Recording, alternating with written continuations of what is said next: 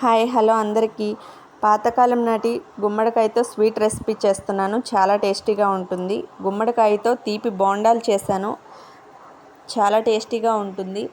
Medium size గుమ్మడికాయని తీసుకుని ఇలాగ సన్నగా ముక్కలుగా కట్ చేసుకోవాలి. చెక్కు తీసేసుకుని 2 కప్స్ అయ్యాయి. అవి 2 కప్స్ గుమ్మడికాయ ముక్కలకి నేను 1/2 లీటర్ వాటర్ వేసుకుని కుక్కర్లో 4 విజిల్స్ వచ్చేంత వరకు ఉడికించుకోవాలి. ఉడికిన తర్వాత స్టైనర్లో వేసి ఆ వాటర్ అవి మిగిలిన వాటర్ తీసేసుకుని పప్పు గుత్తితో ఇలా మెదిపేసుకోవాలి. మెత్తగా ఇలా మెదుపుకున్న తర్వాత స్టవ్ ఆన్ చేసుకుని 2 కప్స్ గుమ్మడికాయ ముక్కలకి 2 కప్స్ బెల్లం పౌడర్ తీసుకున్నాను. ఇలా వేసుకుని బెల్లం పౌడర్ కూడా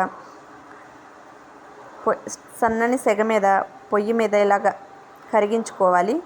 అవి కొంచెం వాటర్ అవి ఎగిరిపోయాక పచ్చి కొబ్బరి తురుము 100 గ్రామ్స్ వేసుకుని ఇలాచీ పౌడర్ ఇంచ్ ఆఫ్ సాల్ట్ వేసుకుని ఇలా ఉడికించుకోవాలి. పచ్చి కొబ్బరి కూడా కొంచెం సేపు ఉడికిన తర్వాత 5 అవర్స్ నానబెట్టిన రేషన్ బియ్యాన్ని శుభ్రంగా కడిగి మిక్సీ జార్లో వేసుకుని మెత్తగా పౌడర్లా చేసుకుని ఆ పౌడర్ని జల్లించుకుని ఇందులో వేసుకోవాలి.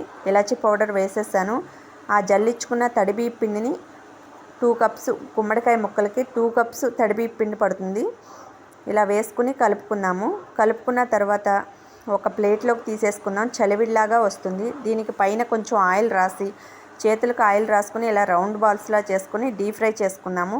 ఇలా ఆయిల్లో చిన్న చిన్న రౌండ్ బాల్స్లా వేసుకోవాలి.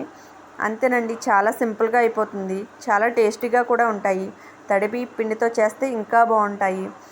ఇదిగోండి, గోల్డెన్ కలర్ వచ్చేంత వరకు ఉంచి తీసేసుకోవడమే. ఎంతో తీయని రుచికరమైన తీపి బోండాలు గుమ్మడికాయతో మీరు కూడా తయారు చేసుకోండి. ఇలాంటి మరిన్ని వీడియోస్ కోసం మన ఛానల్కి లైక్ చేసి షేర్ చేసి సబ్స్క్రైబ్ చేయండి. వీడియో చూసిన వారు లైక్ చేసుకోండి.